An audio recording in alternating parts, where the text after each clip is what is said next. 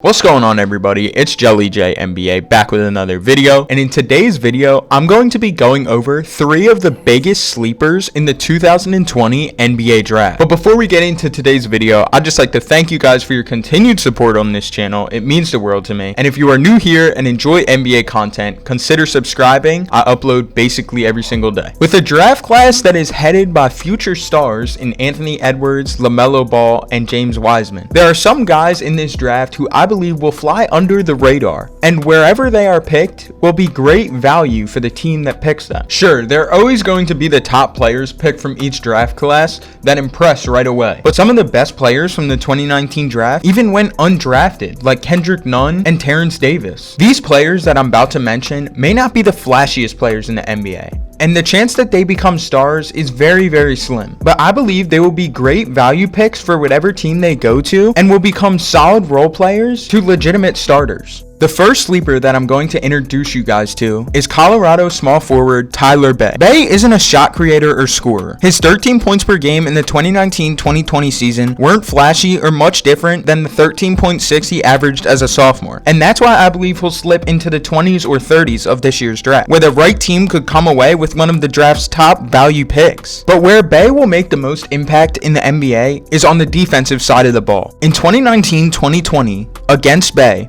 ball handlers shot 5 of 29 out of pick and rolls and isolation. That's 17%. He also held opponents to 25.6% shooting at the rim. He excels at making reads and contesting without fouling, both on the perimeter and in the paint. And although his offensive skills are far behind his defensive capabilities, Bey has shown some flashes this season. He hit 13 of 33 threes, which is about 41%. He even looked comfortable shooting off of movement and shot 5 of 8 off screens. And he's occasionally shown flashes as a driver when he has to put the ball on the floor. It's his defensive anticipation, versatility to guard wings and bigs, and off-ball playmaking that will drive his value as an NBA role player. The next sleeper I want to introduce you guys to is University of Charleston point guard Grant Riller. Age may be the only thing that affects Riller to fall in this year's draft, where he is one of the oldest players in the draft at age 23. While it's possible a team ignores that on the scouting report, just as the Phoenix Suns did last season with Cameron Johnson, it seems more likely that Riller will go into the second round like players like Malcolm Brogdon and Devontae Graham, who played most of their college careers out. His lack of NCAA tournament appearances over the past 2 seasons may have worked against his stock too, but some team is bound to luck out on one of the draft's most advanced scorers. He averaged 21.9 points per game on over 60% true shooting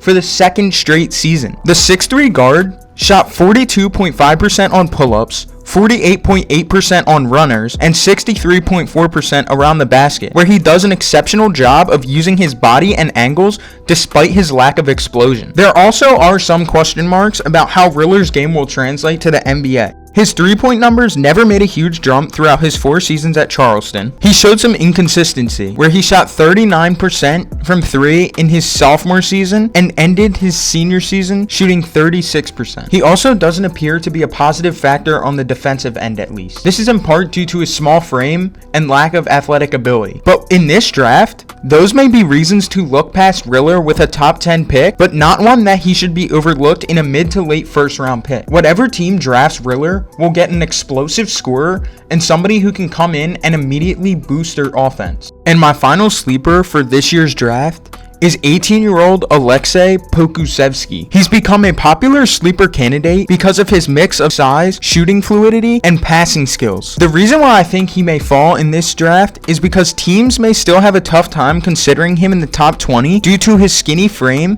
and the fact that he spent most of the year shooting only 40% from the field in Greece's second division. But he's also one of the most enticing long-term projects in this year's draft. Pokusevski generated buzz over the summer during the FIBA U18 European Championship, where he showed his ability as a unicorn, averaging 1.5 threes per game, 3.7 assists, and 4 blocks a game. Although he lacks the strength to defend post-ups or anchor the paint, he possesses mobility and timing for protecting the rim from off the ball and the weak side. Pokusevski is clearly a project, unlikely to be ready for the regular NBA action as a rookie, but his positional tools and skill set have an obvious upside. If he is to be drafted this year, he would be the youngest draft prospect at the age of only 18. Patience and the right situation could unlock his steal of the draft potential. And that's the video, guys. Let me know what you think about the sleepers that I chose in the comment section below. And if you enjoyed this video, be sure to leave a like and subscribe. And I'll see you guys in the next